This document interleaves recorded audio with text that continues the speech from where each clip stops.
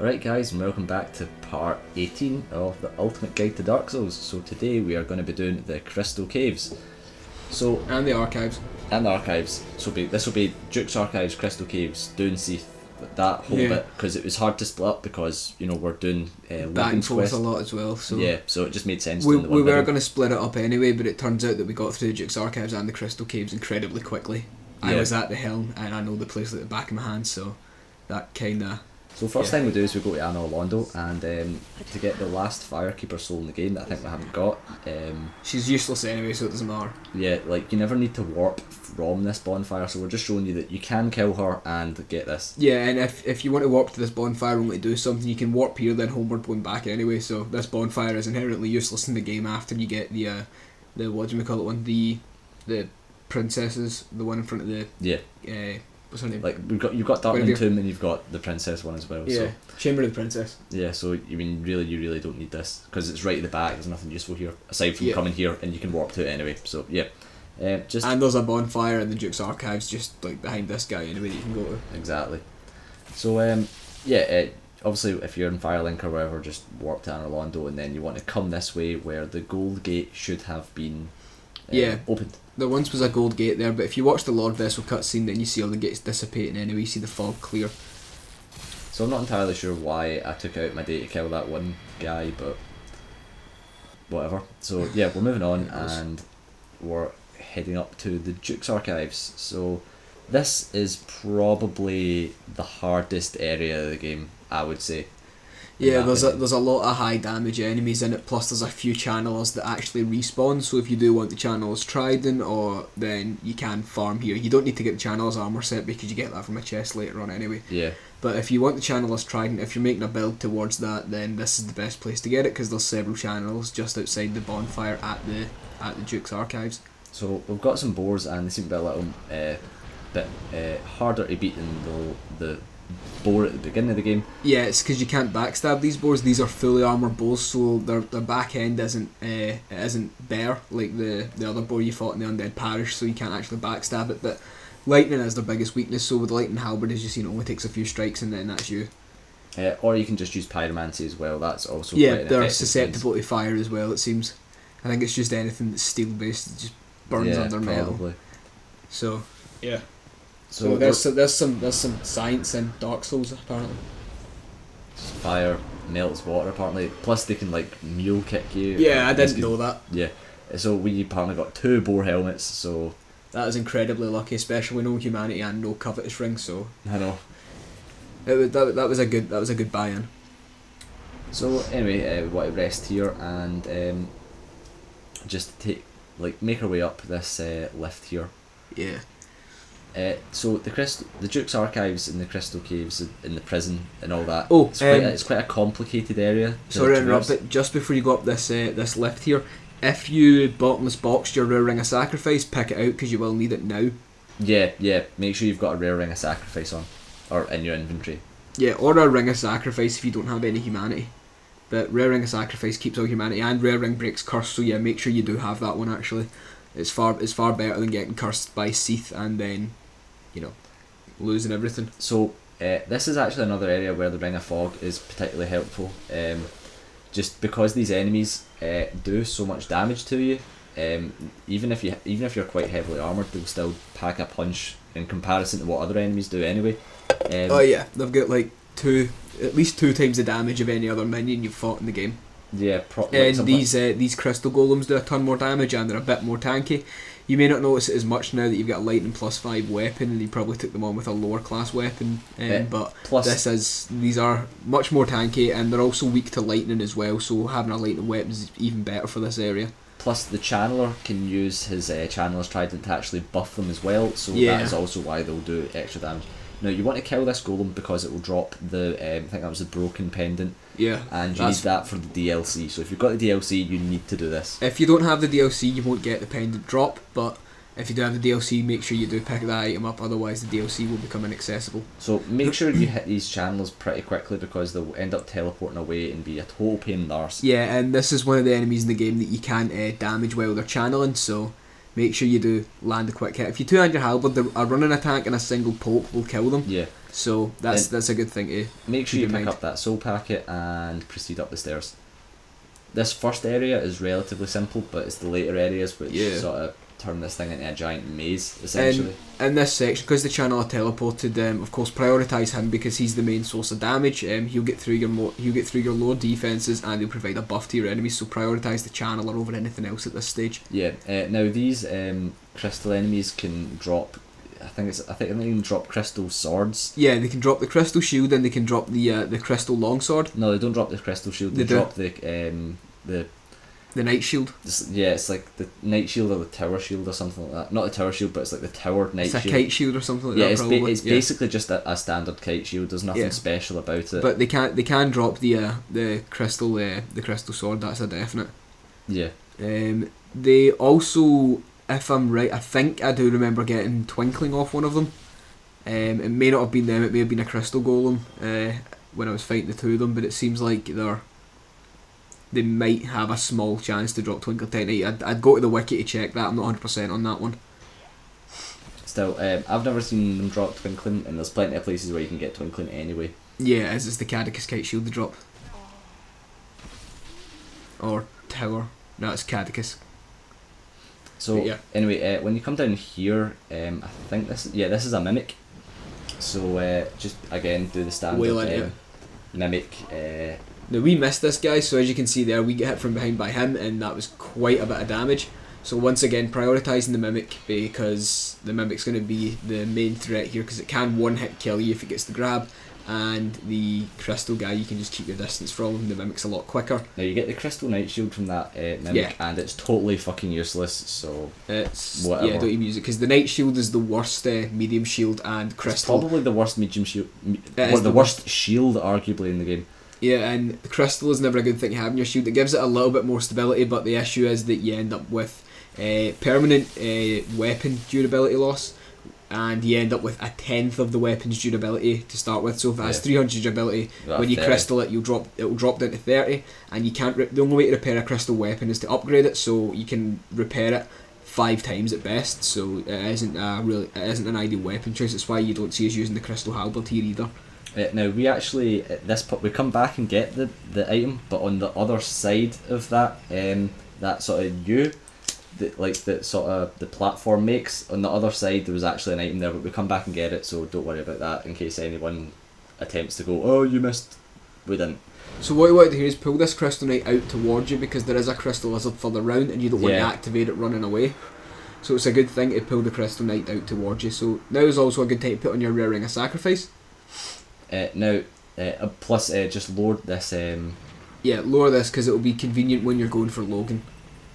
Because Logan comes back to this area, so this is there is a way of actually being able to bypass a whole lot of the crystal, the Duke's archives and stuff. Yeah. You can go down that ladder and then jump off it. We tried and we just couldn't do it. It really is. You have to be very lucky to do it. Yeah, it's not something you can pull off every single time. You're going to take a few tries to do it. Look up a few of the shortcut videos and you'll see it, and it cuts out this entire fight or this entire death scene. You avoid getting into the Duke's prisons, but that does stop you from getting to be able to release Logan because you can't open the door from the other side. That's just to demonstrate you can leave the boss fight anytime, so if your curse is getting particularly high you can step out, wait for it to cool down, put on some curse resistant armour and then jump back in. Yeah. But, so the object here is to die, but you can't hit Seath as we demonstrate here. You do damage and then he immediately heals. It's because Seath has the immortal crystal that's in his cave, and when you actually can kill him you do have to break the crystal to stop his health regenerate, so at this point he is linked to it. So you can't actually kill him, so you just wait for Seath to kill you. No point in putting your shield up because you want to take as much physical damage as possible before your curse build up hits. So yeah, at that point we were just running into the leftover spikes to try and kill ourselves. And that is us now being transported to the prison. Yeah, and once again make sure you're wearing a rare ring of sacrifice so that if you do get cursed, the rare ring of sacrifice stops you coming back with a curse, so that is an important aspect to keep in mind. So you can just run into this with no armour and the rare ring of sacrifice and just get killed more or less immediately. Now this guy here will die no matter how much damage you do because he's a required death. His death is animated, you cannot lob him into a significant distance because you do have to pick up that key to escape from this area because you cannot warp from or to this bonfire. So now put on your ring of choice, and obviously you've picked up the key from killing him, and now we're good. Now there's actually a bunch of surprisingly good stuff in this area. Yeah, a good few large soul packets, and the dress from Rhea of Thorland, the maiden set. So now we are going to go down to the 4th door, I think it is, but obviously you just follow where we go, and we'll show you how to get all these delicious items. Yeah, there's one that you need a key for that is literally at the bonfire where you spawn in. There's one just round the corner from it, but you do need the key from the cell further down so you can access it and walk along the frame. But you see us do that, and we end up right on top of where these blue sort of octopus looking enemies spawn.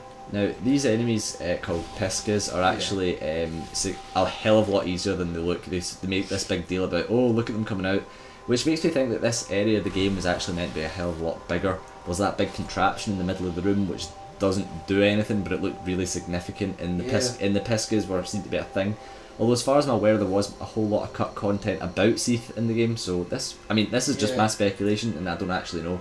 It's probably also at this point, if you've been following the guide and doing what we've done, getting what we've getting, and you've got to the point where we are more or less exactly, then your armour's about as good as ours, so the damage that their grab does has become so insignificant now that it's not even an issue. Yeah.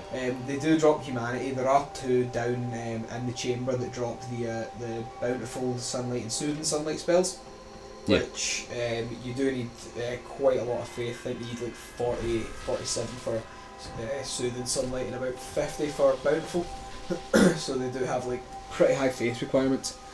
So over here we're going to drop down, and I believe this should be the first key, so that we can get out of this cell and proceed back up through these cells that we've already passed and grab all the goodies that are in there too. So yeah, the archive extra key, yeah, and conveniently placed inside a cell. So you want to go back to the cell that you're at, as far as I'm aware. There's a couple of cells. Unless we're going down. There's a couple of cells further up. So we're going back to the cell that we were in, and then there's a door that we can open up, which was in there. So which leads to a brave warrior soul, I think it is. So yeah, here we are in the extra key, and there's the large brave warrior soul. Okay, so this wasn't actually our cell, but this was the door just before our cell. Yeah, there's a cell that has an enemy in it that I don't think there is actually anything in it. Oh, okay, this wasn't our cell either, never mind. Yeah, that's what I'm saying, we went a couple of cells down. You have to go down to work back up in the Duke's archives. So yeah, this was a completely empty thing, but I think what it is yeah, here's our cell, and you drop down into the area that we were just in at some point, or something like that. Yeah, what we're doing at this point is we're going to go further up, and we're going to grab the maiden set, because to get into the cell that Rhea of Thorland's in, you have to drop down from one above it, so be careful, because we're going to drop off a ledge here, and make sure you don't hit the framework of the shelves or the bookcases, because it can bounce you and you will miss the planks of wood that you want to drop down onto. So walk off the corner and just try and avoid the edges of the bookshelves, like that, and you'll get into the cell and you can grab the armour set. It's certainly a tricky jump. And the white seance ring as well, which... now the armour set, as far as I'm aware, is about as good as the dingy set. Like, give or take maybe a few different stats, but yeah, I mean, it's going to be about as good as that. Yeah, it's also incredibly light for the gauntlets and and the headpiece as well. It's definitely a light set. It's one of the sets that we would say actually give a slightly better defense to weight ratio than the Crimson set, but as the Crimson set's upgraded by Twinkling Titanite, there's no reason not to use it. So this is actually that. So this was now in our cell, and there's a door in there. Now you can open that and then jump down right to that ledge, where you get the brave warrior soul. This soul. So I mean, it's not really a huge soul, but I'm pretty sure that this now takes you down just over. Yeah, it does. It takes you onto the bridge with the trumpet that is decided to blare. There's four serpent warriors here, so no, three. Sorry. You know how to take care of these guys, but it really shows off how tough these guys were. I'm not even sure if these have been buffed since Fortress, but you know, really for that time of the game, these guys were definitely the hardest enemies you came across. So just take care of them, and that's pretty much you. So we're a backstabber 2 will take them out, and this is where you get the archive tower key. So the giant key for the door. When you came out of your cell, if you took a left and went straight up the top up to the ladder we climbed to get the maiden set, you would have seen the giant door there. That's the key you need for it. So what I was going to do is turn this off, because if you don't, it blares constantly all the way throughout the Duke's archives, and it is irritating. Like I really hate that. It also stops the Piskas attacking as well, I think, or it sends them away somewhere or something like that. Nah, they go back into their cell, but they're still aggressive if you get in close enough, as we'll see here, as that one turns to faces. But as we know, they're ridiculously easy to take care of. Yeah, Pyromancy is incredibly strong against them for some reason, even though they look water based. Really. Yeah, it's because it's Pyromancy. It scales off nothing, but it has such a massive damage output. These are the two in here. They've got slightly more health, and they will not aggro on you until you attack them. But these are the ones that drop the 2 miracles. And it is a 100% drop chance as well, so yeah, you're going to get them constantly. So right here we have Logan, so we talk to him now just to exhaust his dialogue, and we're going to come back and get him later on. And up the back there is a Firekeeper soul. Yeah. That is definitely the last soul available to you in the game. Yeah, I think that would have been us covered all 7 by this point. Yeah. Because we have yeah, the other one was the maiden under the Firelink Shrine, so you give her that back though, so that you can actually reactivate Firelink Shrine. So you can get all 7, but you can't use all 7 if you want Firelink Shrine to be a bonfire, and if you want the Bed of Chaos, the Quelaag's Domain bonfire to work either. So by that, so in that's saying that we've covered that you get the one off Maiden, you get the one from the parish, the one from the Anor Londo bonfire, the one from Quelaag's sister, and then where's the other 3 coming from? The one behind Logan there. Undead Parish. Done that. Oh, the one in New Londo. Aye. And then the last Firekeeper soul is the one in Blighttown. Yeah. So yeah, we've covered all of them. Yep. So obviously we're just walking up now, and we're going to open up that big door, and the next thing we're going to be doing is freeing Logan from prison. Now, we rested at that bonfire in here, I think. Yeah. No, we didn't, because we can't Homer Bone to it. Never mind. Oh yeah. What we do is we go to the next bonfire in the Duke's archives, and we rest at that. Yeah, and we max it so we get the 20 flasks, and then of course make a quick run back to Logan once we unlock the shortcut. And then we just Homer Bone back to it. Then we can Homer Bone back to the Duke's archives bonfire, where Logan will be sitting waiting to sell us his spells. I believe what we end up doing as well is, because we didn't have enough money to buy all the spells at the one time, we just went back to Ariamis, farmed up all the souls. No, we didn't actually. We ended up getting so many souls during this area that we were actually just 5,000 short, and then all we did was grind up, and I've sped that bit up anyway, so don't need to worry. Alright, cool.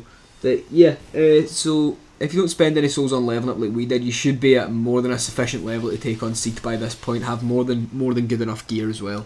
Now, so you should be fine. This room here is the level higher than the level you are on in the first room that you come into in the Duke's archives. So, yeah, on the right is the lift that takes you up where you die to seath. Yeah. So apparently we're getting some items at this point. I thought we were just going to go straight to Logan, but yeah, we probably went grab all the items and activate the shortcut, so we're not backtracking. Yeah, probably.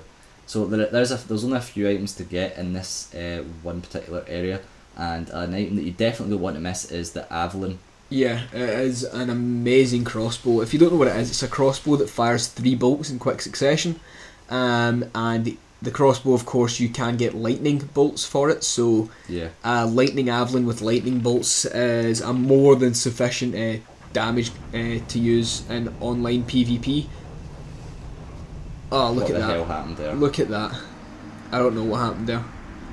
Because I remember that now, and I was like, I don't even know why I done that. Yeah, I remember this as well. But yeah, the Avalon in PvP, 3 bolts is usually more than enough to kill someone, or at least frighten them enough that they'll play incredibly defensive, as they've only got about 10% of their health left.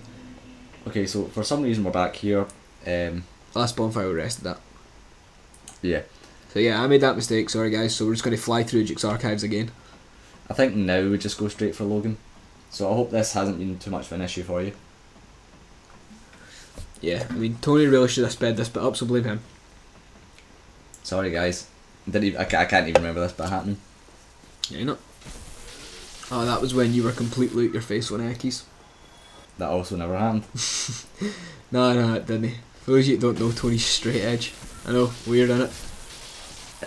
I'm literally talking about shit because we've already explained this, so... Yeah, so we once can again, just ramble on at this point. Chandler respawns, kick the shit out of him, and then... Yeah, so as you can see, like, run, attack, poke, and then you're going to kill the Chandler. As long as you're two-handed, you're going to do more than enough damage, so... That's something that's good to know. And kill this guy again, because... This hasn't been done before. I don't remember how we solved this bit though, where the ladder's going... Oh yeah, because those steps rotated around there, don't they? Yeah, because both staircases rotate at the same time, so when we rotated those ones and died, these ones went back to normal. Really? Is that how it works? Yeah, because look, this is the channel that's where the shortcut to Logan's is just down there. So dying was kind of helpful. So there is an item here, I'm pretty sure this is strong magic shield. Yeah, it is. Yeah, it's good if you want to, of course, annoy the people. The vastly numerous high damage intelligence builds, strong magic shield, and you get like 85% bonus damage reduction on sorceries, which is insane. The worst thing about that is the fact that it only lasts for like 20 seconds, but when you take into considering that crystal magic weapon lasts for about a minute or something like that, it's really like... Well, I like to think of if you're using stuff like that, then you're going to want to keep it up as long as possible. So you're going to use the lingering dragon crest ring, so it lasts longer anyway. Yeah. So you're going to get a bit of bonus time for it. So that's the way that I do it anyway. Because if I was using something like strong magic shield, I'd want it to last so that it was an efficient spell to use. Yeah, definitely. So that it wouldn't be like strong magic shield, get in for a couple of pokes, then they run away to activate it again. I wouldn't want to do that. That's a bit annoying. Oh yeah, this is the shortcut. This takes you to the bonfire that you will be able to walk to and from. Now, Logan will show up in this room. Yeah. And we can get a blue titanite chunk out of this chest here. Yeah, you do need to come into this room because this is where the giant tower cell key is, so that you can open up Logan's cage. Channel set is also in here, and the large magic ember is also in here as well, so for you intelligence builds you can finally get your magic plus 10 weapons. Oh, it's crystalline, but no, the large magic embers in seaths. Yeah.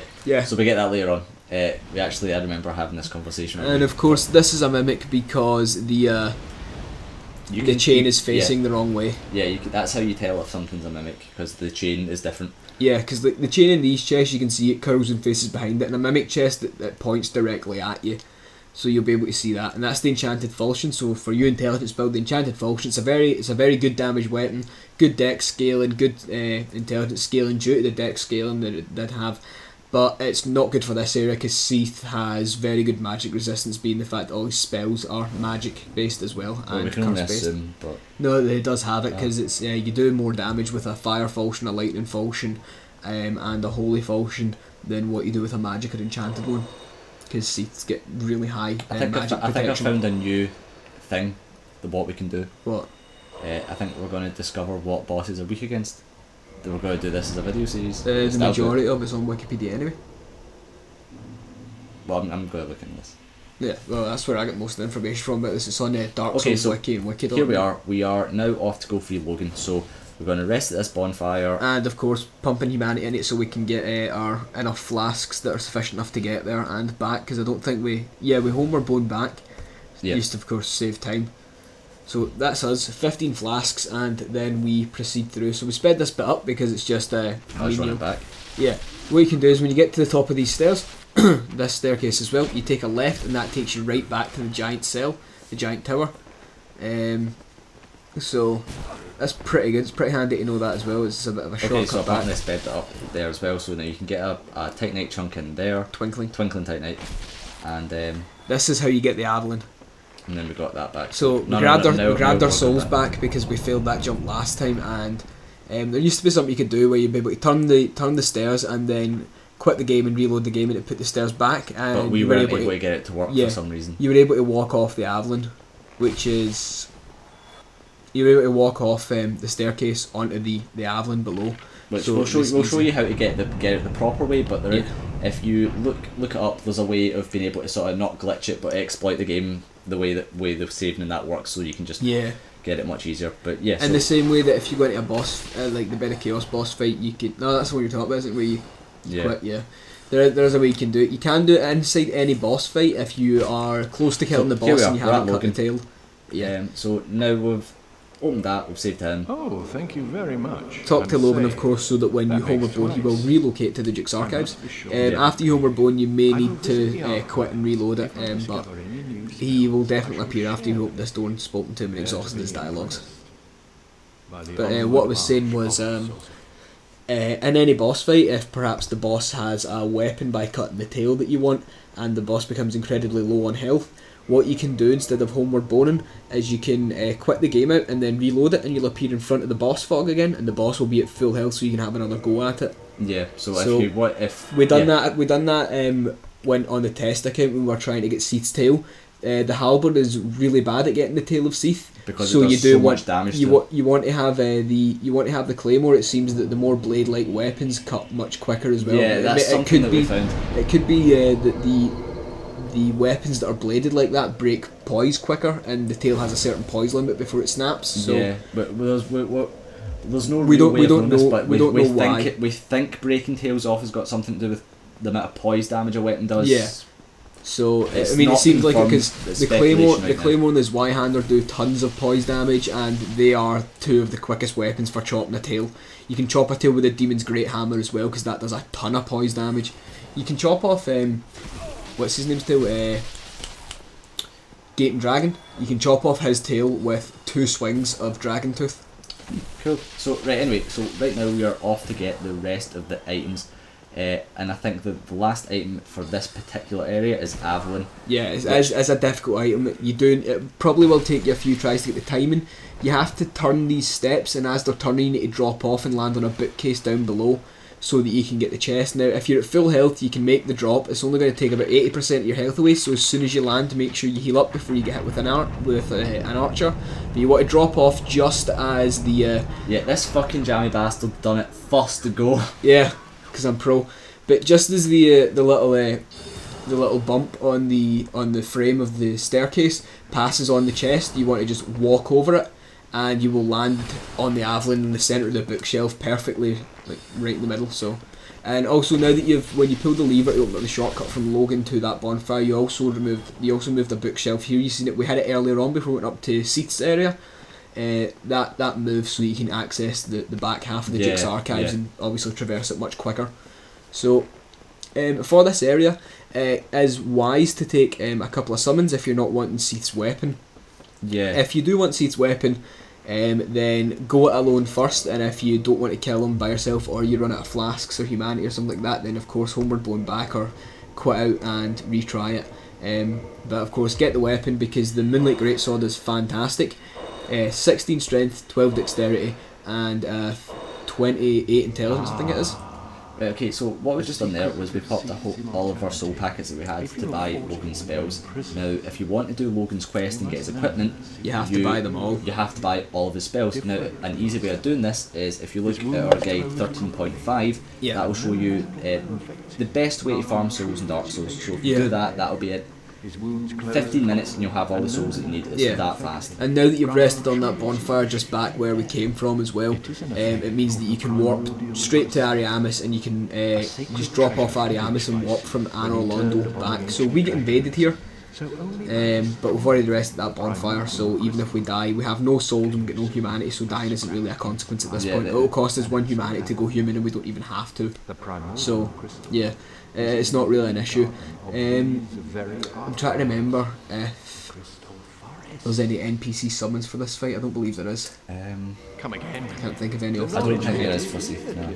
Yeah. I mean, we would know if there was for Seath. Yeah, it would be significant.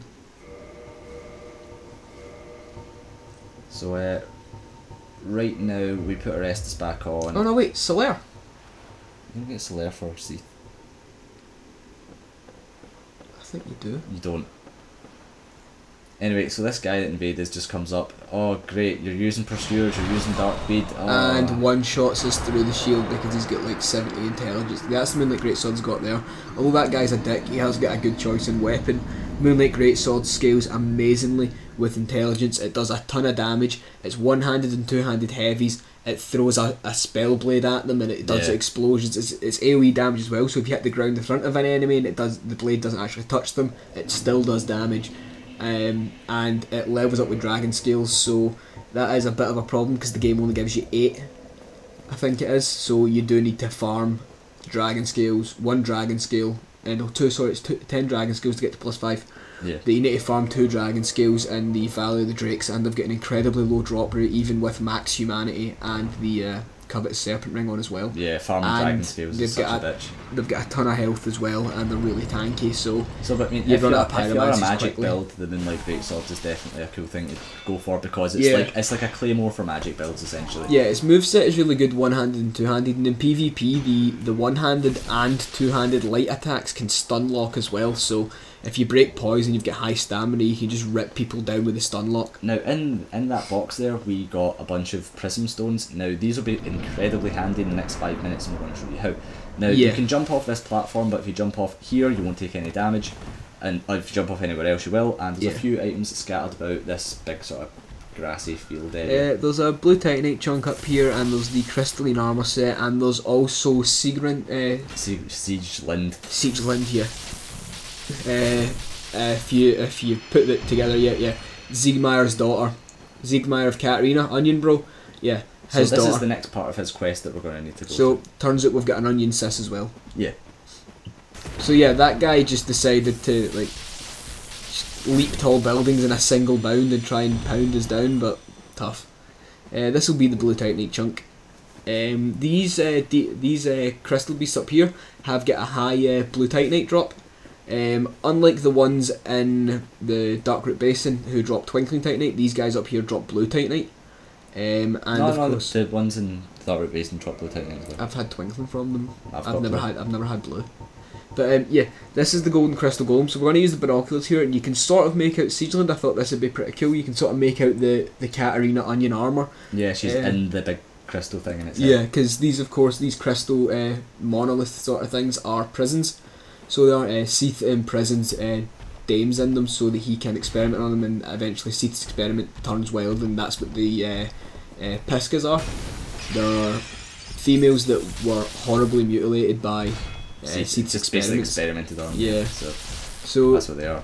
You want to be careful. You don't want to use like an attack that has a long build up or a long it goes for quite a while, because what can happen is that when Siege Lind can drop out, your attack may finish and will attack her. She'll become hostile, and then you need to go all the way back to Undead Parish to get your sins forgiven, so that you can get her as an NPC and complete Siegmeyer's questline. So after speaking to her, she'll go back to Firelink Shrine where she awaits your return, and Siegmeyer will eventually appear back as well after you go down to Blatetown and reunite with his daughter. And then you get more items.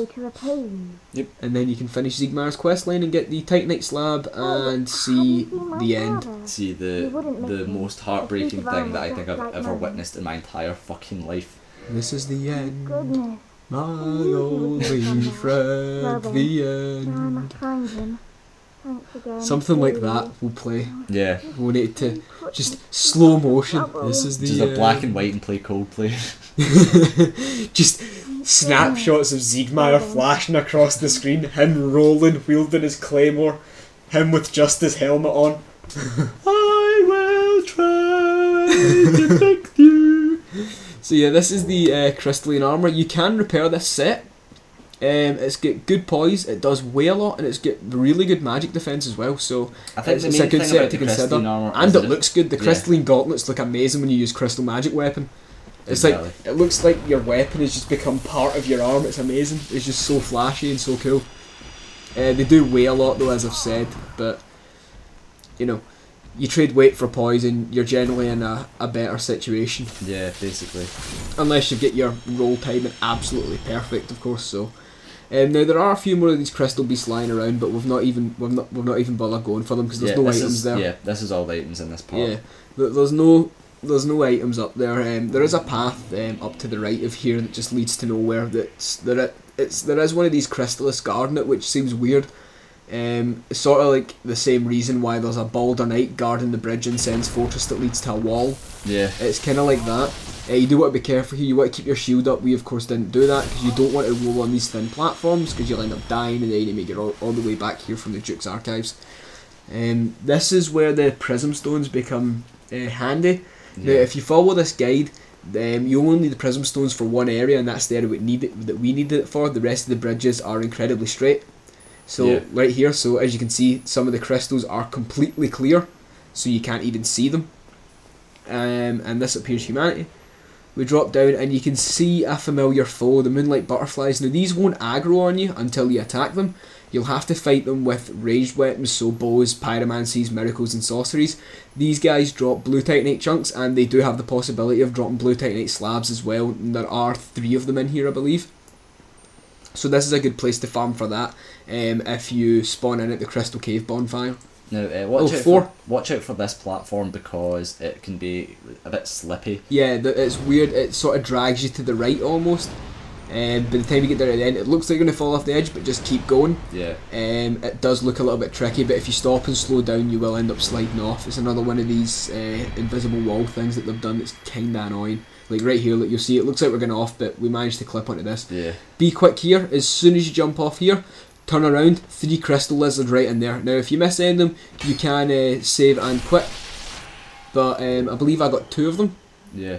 So that was good, and we're going to quit and reload so that we get the 3rd one. But yeah, 2 of them was good. On the test one, I managed to get all 3 because I was using the Claymore, which was brilliant because the run attack with the Claymore is the spin. Yeah. So it hit all 3 of them as the first one was run away. The other 2 didn't get time to react. Took him by surprise, I did. But yeah, so 3 of them there that's available, and beyond them is a titanite slab, the blue slab. The most annoying fucking thing to get in the game. This is by far probably the most effort to least to reward out thing in the game. Now this is basically just a giant invisible platform, so just be fucking careful. Now you can use these prism stones to drop in front of you. Yeah, and there is the sparkles coming off of the crystal itself, and you can see where they land. You use them because where they land, they sort of puff out a little. That's where a platform is. But there is a point where this path it goes to the right, goes to the left, and then goes to the left and down again. So we're using the prism stones here because they shine different colours. So just in there, that one fell instantly, so we know that the path isn't there. So we're going to take a walk up this way using these little crystal droplets to show us where the path is. So as you can see, one was up right there, so we're quite confidently, probably overconfidently moved forward.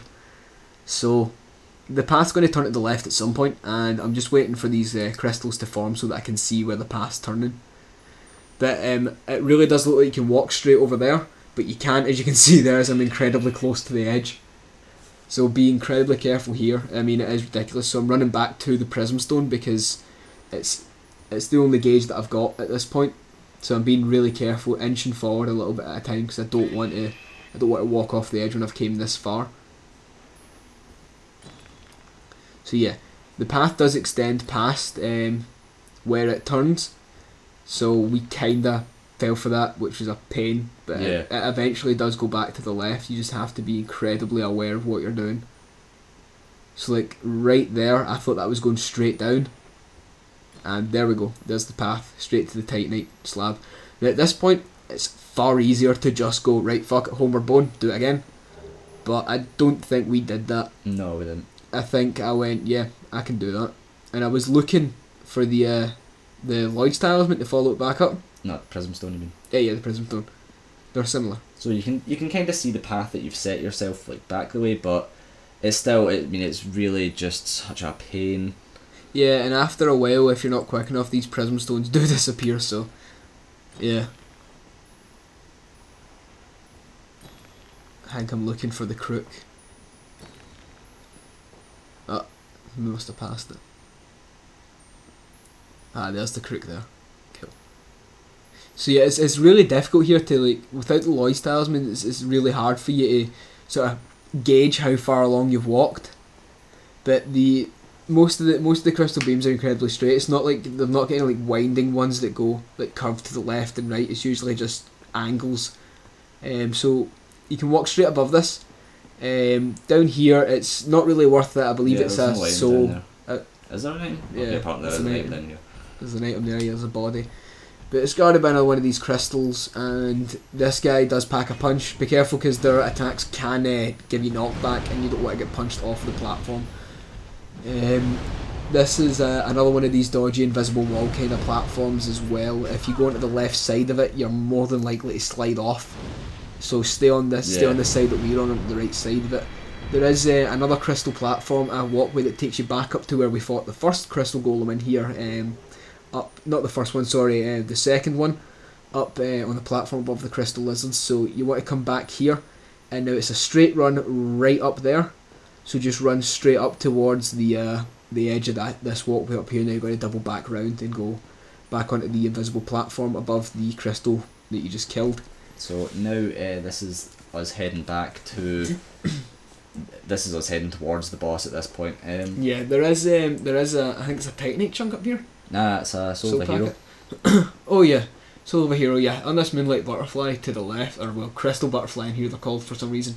But to the left of here, this is an item that even I didn't know about until we looked it up in the Wikipedia. But yeah, here's a soul of a hero sitting here, 10,000. So that was really handy for getting the rest of Logan's spells. So yeah, I mean, it was definitely good in that sense. And now in this room here, we're gonna come into the room full of the twinkling titanite clams. Now these things can drop twinkling titanites, and I'm not sure if these ones can, but I know that the ones in Ash Lake can drop purging stones as well. Yep, they both do. So now with the ring of fog on, it makes this a hell of a lot easier. Because yeah, I think you want to fight one of them. Yeah. Or maybe two of them. Nah, just the one. But with the pyromancer that we've got here, we're not really going to need pyromancers for Seath because he doesn't do. He's pretty resistant to spells. You just want to get in there. You can just wail into him, really. Yeah. So yeah, these things die pretty quickly using chaos fireballs. As you can see there, chaos fireball and one poke from the halberd is enough to kill them. Now, you do have to, if you're farming in here, you do have to run through their bodies because of the death animation. The sparkle for items sort of gets hidden.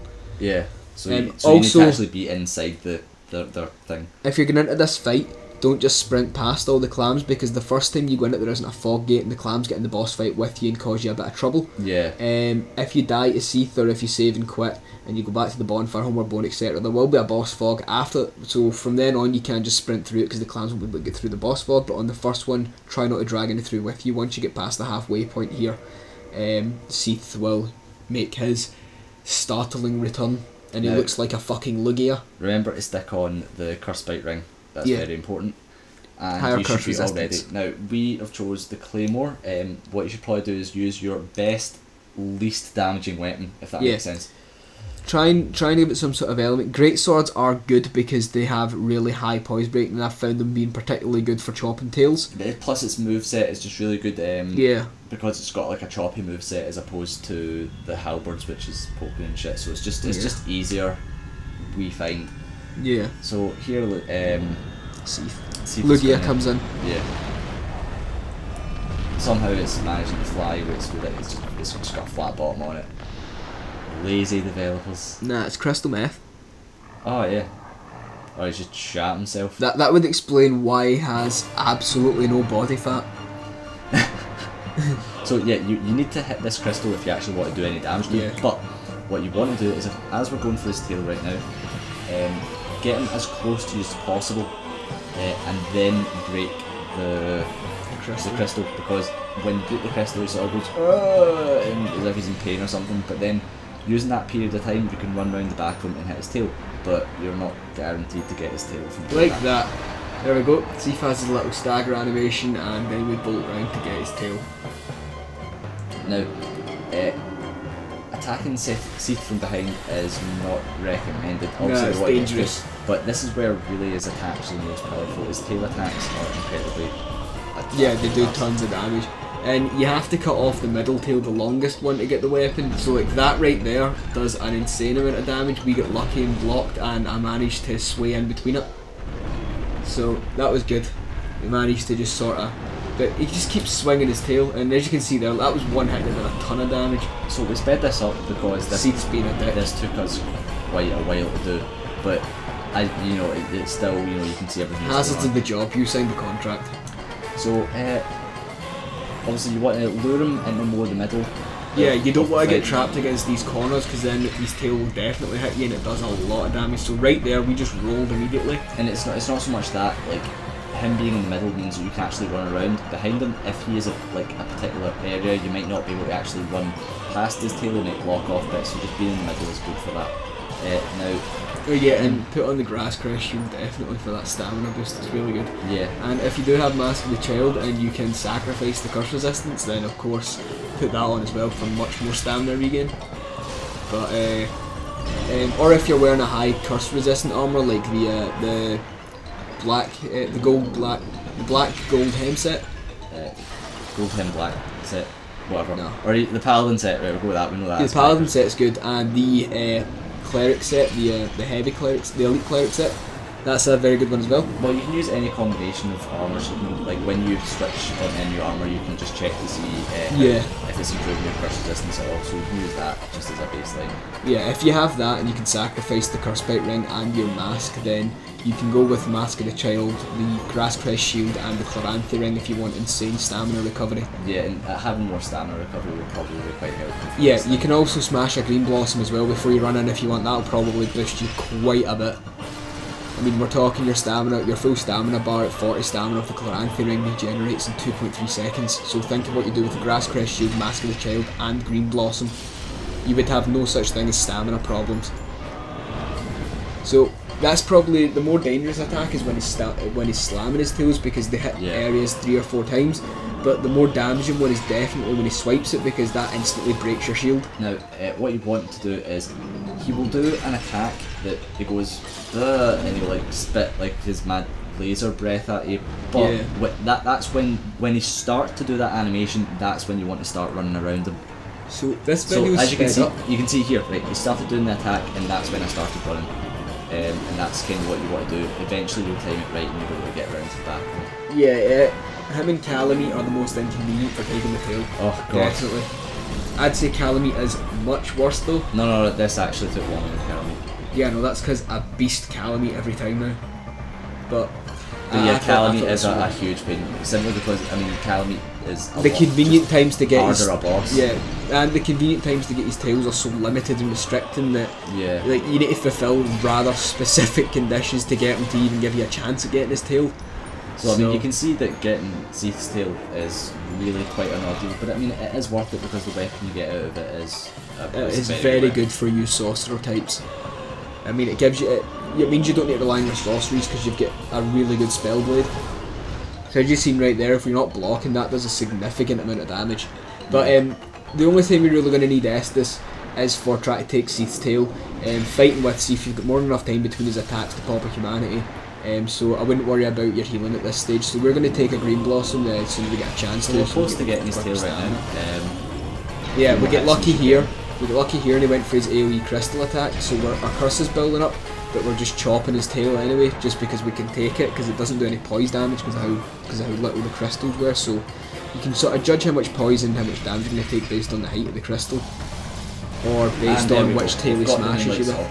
So now to just kill Seath with just a quicker halberd, and then we just go to town on him. Yeah, I find it much better to just run right in and get in next to his tail and just wail into him. Yeah, I find that just bum rushing him is the best way of really getting rid of Seath.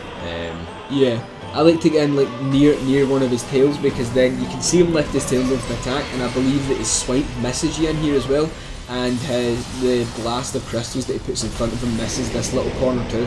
So as you can see, that's just him just being taken down that easily. So yeah, Seath's not an issue, and you get the Bequeathed Lord Soul Shard, which is the one that Gwyn gave to Seath because Seath told Gwyn how to kill the dragons essentially. So there you go. Another little insight into why you need to kill Seath to get access to Gwyn. And plus it's good to know about the backstory. It adds a lot more depth into why you're doing this and why you are the chosen undead. Well, why you're perceived to be the chosen undead essentially. So there's not much left to go. Now we're just going to complete Big Hat Logan's quest line. So obviously we're going to warp back to the Duke's Archives bonfire and take the quick way right back to Logan. Yeah, I mean, now all we need to do is just buy the rest of the spells. Yeah, and then after you buy spells, you rest at the bonfire, go back, and you exhaust his dialogue, and you can see that it's becoming gradually more and more mental. Yeah. The theory behind like the majority of the Dark Souls community is that the amount of stuff that he's read, because Seath's archive is the biggest archive of knowledge there is. It's got everything about everything in it, and the theory is that Logan goes mad because of how much he's forcing his brain to deal with at any one time. He just goes mental. So either that or he isn't good enough yeah. to like.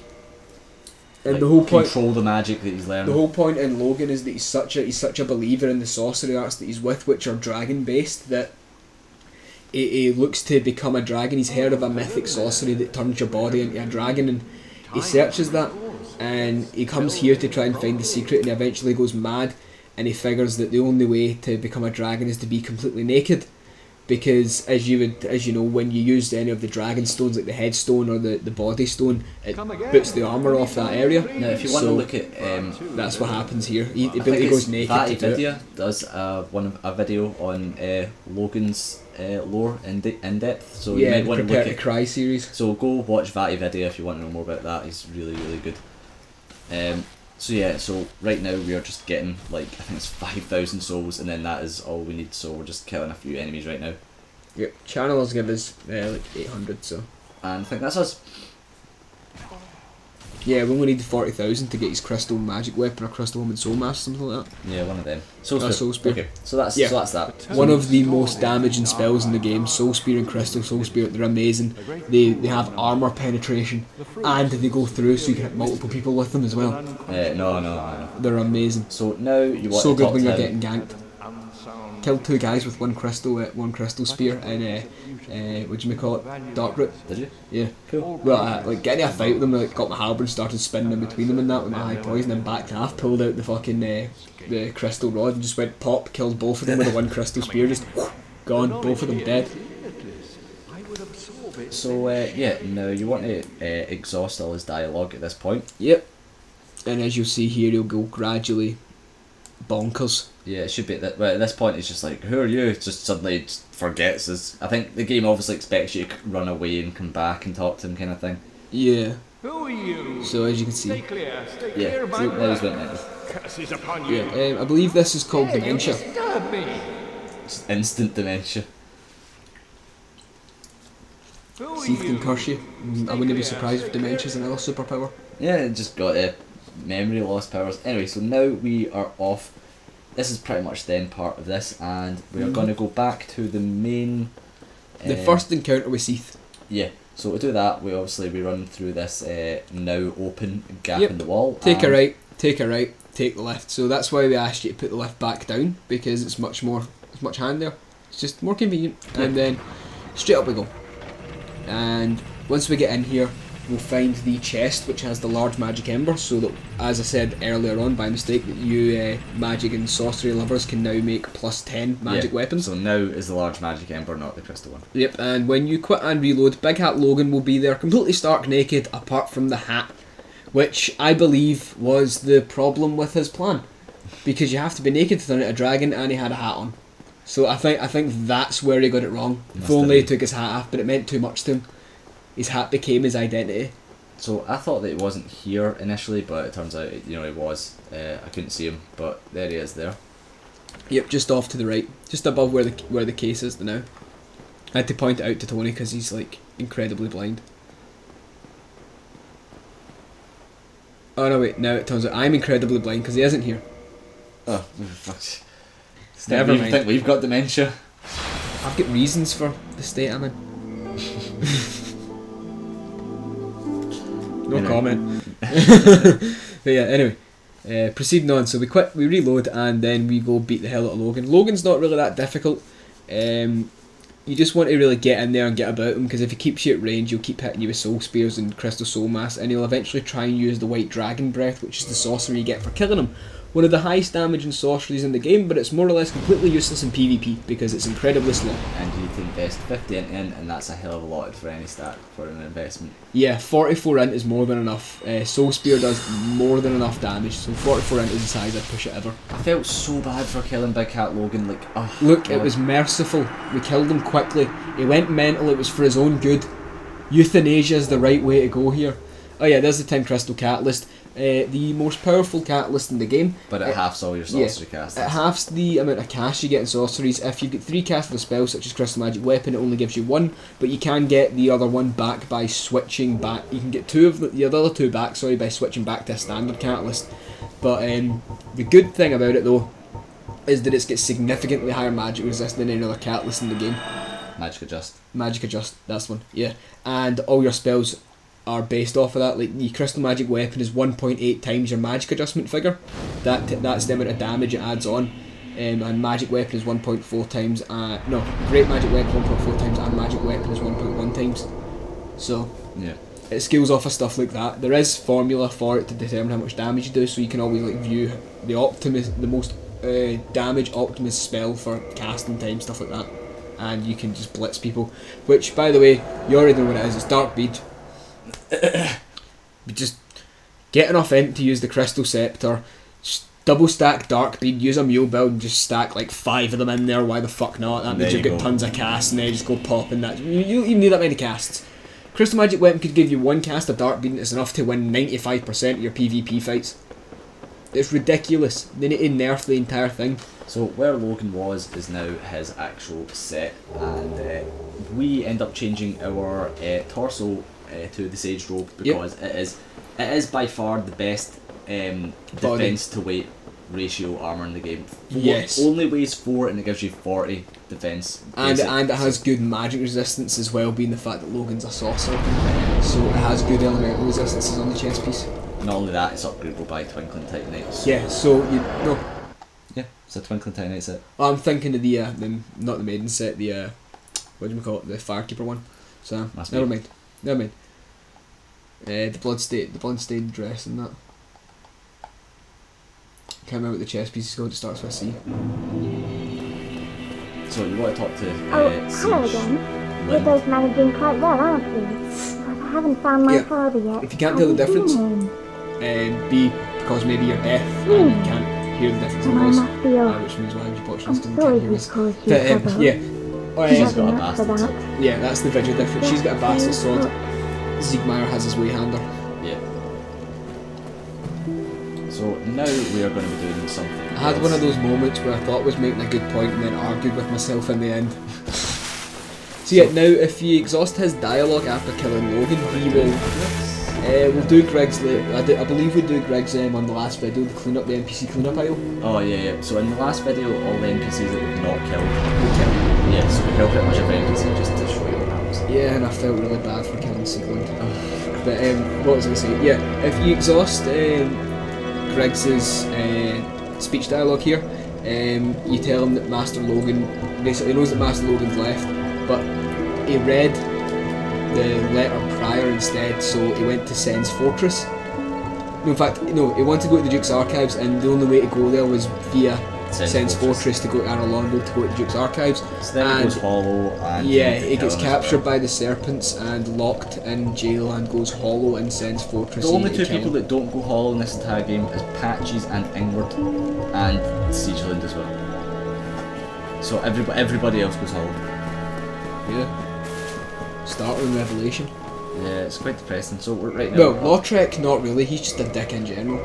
He fucks off loading on. Aye, he fucks off, but he's still a dick. Didn't go hollow. As soon as I went mental, he's just a dick. I wished so much that you could just save Siegmeyer.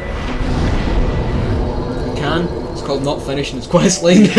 But then you just leave him in infinite limbo. But then if you actually do the whole thing, if you actually finish the game, then technically, you know, oh well, I've done it, I'm the chosen undead, then we can all go home now, do you know what I mean? So, yeah, whatever. Oh yeah, we wake this fucker up. I think we sell the gold coin that we have. Yeah, that's a reason not to become a Dark Wraith. The coins are completely useless if you're a Dark Wraith, because you can't sell them to Karth, but you can sell them to this guy, and you get 5,000 for a gold, 2,000 for silver, and 1,000 for a copper. But, I mean, really, so it's good. You don't want to sell any of your items, really. Yeah, you want to sell the coins because they're useless, they're of no benefit to you. Look up the wiki as well. Some of the boss souls give you more souls if you sell them to Framp than what they do if you consume them. Yeah. Like the Soul of Sith you sell to Framp for 4,000, but it actually gives you 48,000 if you consume it. It doesn't like Sith. Farewell. Doesn't like Sith. He also doesn't like Havel because You don't all get of Havel 48,000 from Sith. Yeah. Yeah. You get like 12. Like 12. If you 48,000 souls, Manus. is it 20? Well, yeah, it doesn't Well, matter. It's a significantly lower amount. But anyway, that's the end of that video. That was just we weren't even looking at the screen because we were arguing there. But yeah, so hope you enjoyed that. He calls it an argument. I call it discussion. I Anyway, hope see you in the next episode. Informative, and the next episode will be the Demon Ruins and then Lost Isleth. So we'll see you then. Yeah, Tony's sleeping on the couch tonight. Bye, guys.